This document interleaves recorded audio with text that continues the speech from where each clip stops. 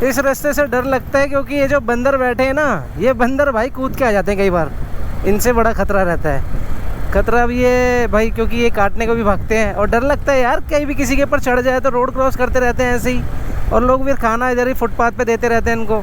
थोड़ा सा पार्क में ऐसे डाल दें तो मतलब ये है कि ठीक रहे। और ये जो एरिया चल रहा है ना भाई, ये सिविल लाइन एरिया है। सिविल लाइन और विधानसभा दोनों साथ साथ आते हैं, तो यहीं पर नेता रहते हैं बड़े बड़े, और बड़े बड़े बिजनेसमैन भाई साहब, बहुत बड़े बड़े बिजनेसमैन, जिनकी चांदनी चौक के अंदर बड़ी बहुत सारी दुकानें हैं, वो सब यहाँ रहते हैं। और विधानसभा दिल्ली गवर्नमेंट के जो नेता है वो भी यहाँ पे रहते हैं कई सारे। केजरीवाल जी जो दिल्ली के सीएम हैं, वो भी इधर ही की साइड में कहीं रहते हैं। देखो दिल्ली आधिकारिक आवास मतलब सरकारी आवास, समझ रहे हो ना। ये देखो, ये बंदर को केले बांट रहे हैं और आम बांट रहे हैं भाई। चलो अभी तो ठीक है, ये सेफ़ है, लेकिन भाई जब इन्हें भूख लगती है ना तो ये इधर से उधर रोड क्रॉस करते रहते हैं। और इनके नहीं खाते भाई, ये बात है। ये जो दुकानें लगा के बैठे हैं ना, इनका कुछ भी नहीं खाते। ये समझदार है, इन्हें पता है कि मालिक दे तो इन्हीं से, मिल तो इन्हीं की वजह से रहा है। ये देखो, ये देख रहे हो क्या बढ़िया बढ़िया बंगले हैं भाई, क्या मस्त बंगले हैं।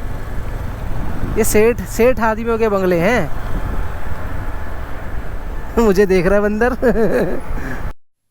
सबसे ज़्यादा खतरनाक होता है ऐसा रोड, जो रोड बन रहा है। देखो यहाँ पर बजरी भरी हुई है, और मैं अगर यहाँ ब्रेक मारूँ तो भैया गाड़ी फिसलने का भी डर रहता है। 40 सेकंड बचे हैं, 40 सेकंड के बाद रेड हो जाएगी, फिर 30 सेकंड इनके मान लो, फिर उसके बाद हमारी बत्ती होएगी। दुर्घटना से देर भली भैया, लोग यहाँ रुक नहीं रहे हैं, फटाफट रोड क्रॉस कर रहे हैं। और अभी मैं आ गया हूँ माल रोड अथॉरिटी के पास में। क्या फ़र्क पड़ रहा है यार 7-8 सेकंड के अंदर, कौन सा कहीं भाग के उड़ जाओगे। अभी देखो ये 4 सेकंड हो रहे हैं, 3 सेकंड हो रहे हैं, अभी ये 2 मिनट में हो जाएगी ग्रीन। अब देखो ग्रीन हो गई, अब आराम से निकलो, अपना सेफ़ है, कोई किसी से चक्कर नहीं, कोई चक्कर नहीं। अंकल जी नई मोटरसाइकिल निकाल के लाए हैं, अब कोई चक्कर तो है नहीं, कोई दिक्कत नहीं, आराम से निकलो ग्रीन सिग्नल पे। यार किसी की सेफ्टी का ध्यान रखो। तुम्हें अपनी चिंता नहीं है तो कम से कम सामने वाले की चिंता तो करो।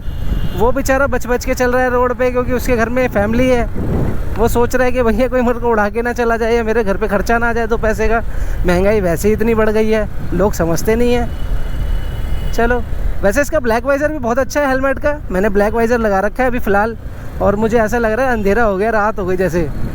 बहुत सॉलिड है यार, बहुत मज़ेदार हेलमेट है। बस थोड़ा सा हैवी लग रहा है मुझे। वैसे ज़्यादा हैवी भी नहीं है, देखा जाए तो 1300 ग्राम तो इसका टोटल वेट है, और 400 ग्राम मेरे गोप्रो का भी है वेट। तो थोड़ा भारी लग रहा है मुझे। बस मैं सोच रहा था थोड़ा और हल्का लाइट वेट मिल जाता तो ज़्यादा बेटर रहता, बट जो मिल गया ठीक है। अब हम आ गए मजनू का टीला, और यहाँ से सिग्नेचर ब्रिज पे चढ़ने वाले हैं। सिग्नेचर ब्रिज पे चढ़ जाता हूँ, फिर मैं आपसे बात करता हूँ। अरे भाई, कभी कभी जो गाड़ी स्किड सी होती है ना, मेरे को डर लग जाता है यार। हल्की गाड़ी है ना, गिरेंगे तो समेट ही देगी एकदम ही।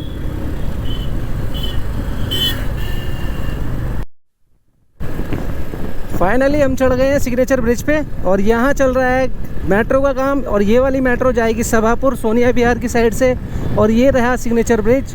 और जिसने नहीं देखा है वो देख लो। और आपको एक चीज़ और बता दूं कि ये बहुत बड़ी खतरे की घंटी है ये जगह।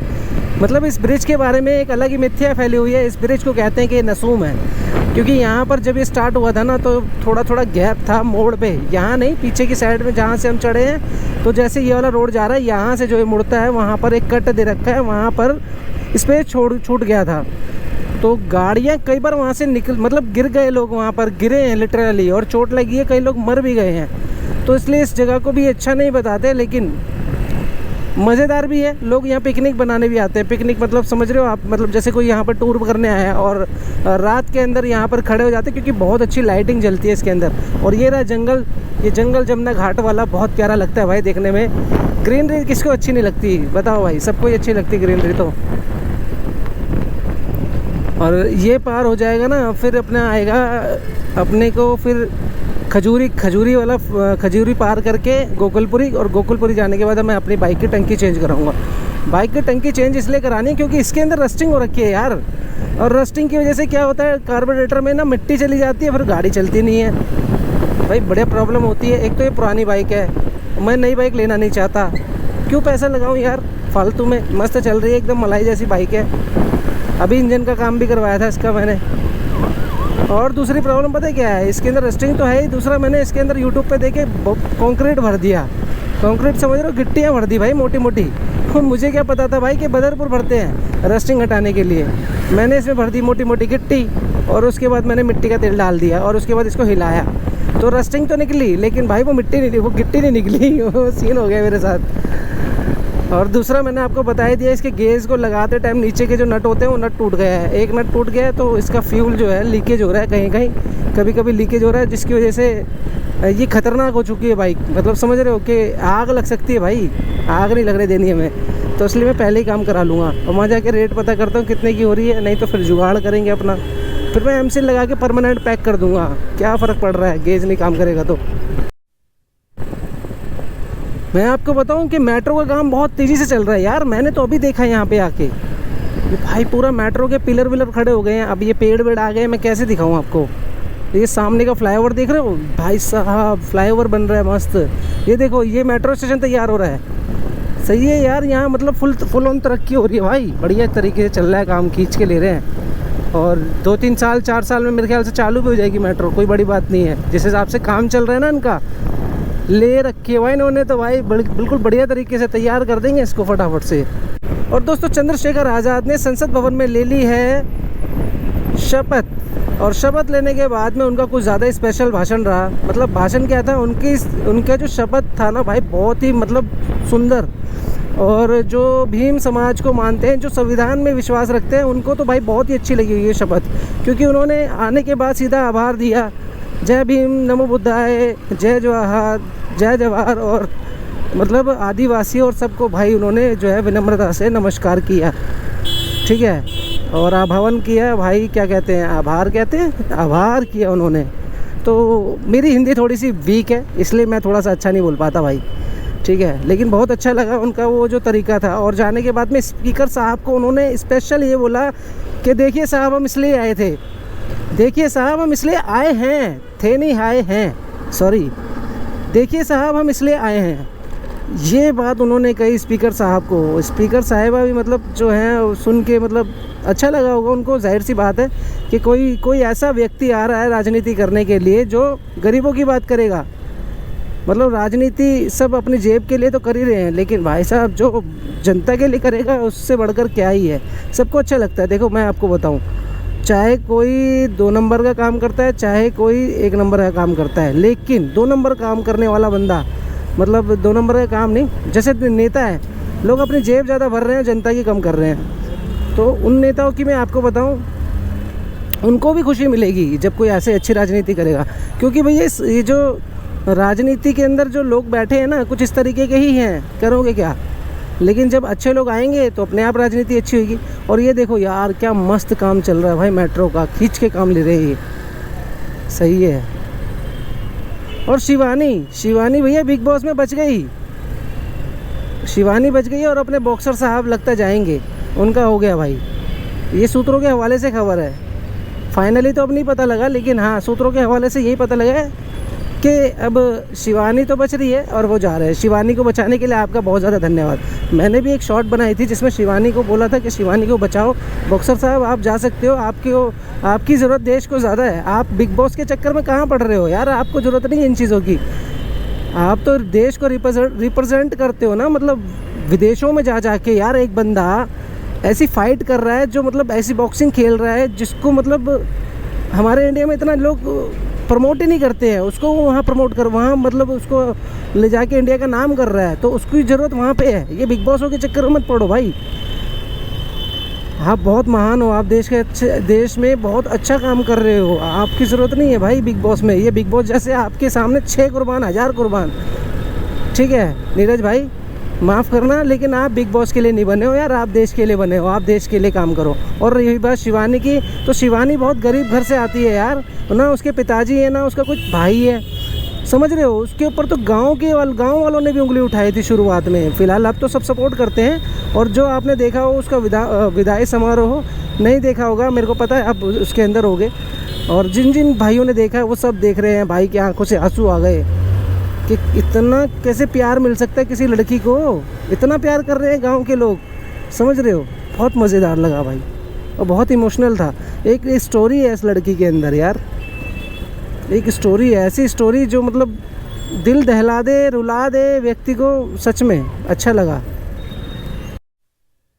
और ये यूथ को भटकाने वाले कुछ यूट्यूबर यार, ये जो एल्विश समझ रहे हो ना यार, किल्विश यादव, भाई ये क्या कर रहा है यार। ये शिवानी को तो ऐसे बोलता है, मतलब इतना रिग्रेट करता है जैसे पता नहीं इनके घर में कोई लड़की ही नहीं है यार। इस तरीके से डिमोटिवेट किसको करते हैं भाई, इस तरीके से किसकी बुराई करते हैं। ये बोलता है कि भैया इस लड़की की आवाज़ मेरे कानों में चुभती है, लिटरली मेरे को ऐसा लगता है बिग बॉस इसकी आवाज़ ही बंद कर दो, इसको दिखाया ही मत करो। अरे तुम्हारे कहने का मतलब है गाँव की किसी लेडीज़ को दिखाओ ही मत, क्योंकि उसकी भाषा के अंदर जो है हिंदी नहीं आती ठीक से।